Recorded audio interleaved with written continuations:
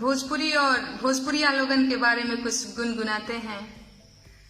अरे जाने के होखे त जान ला, जाने के होखे त जान ला, अरे भोजपुरिया माई के आराया छपरा गोरखपुरे औरी देवरिया में आई के, बक्सर बलिया सासाराम औरी मोहनिया में आई के।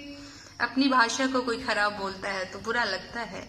अरे ऊ फूहड़ बोलेला कोनो अश्लील बोलेला, कि आपन माटी के जब कोई धूमिल बोलेला, है नस नस में सोला भड़क जाला, नस नस में सोला भड़क जाला, काहे समझाई के आराया छपरा गोरखपुरे औरी देवरिया में आई के, बक्सर बलिया सासाराम औरी मोहनिया में आई के।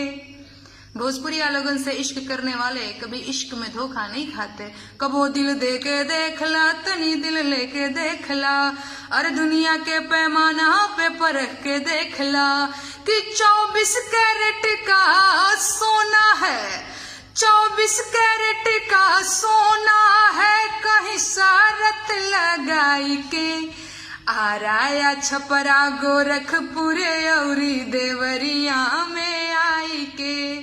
एक बार भोजपुरी क्षेत्र में कदम रखने वाले दावे के साथ कहते हैं कि सुध हो जाइबा ऐसे जैसे गंगा नहाई के, हाय रे दीवाना तू हो जाइबा लिट्टी चोखा खाई के, आराया छपरा गोरखपुरे औरी देवरिया में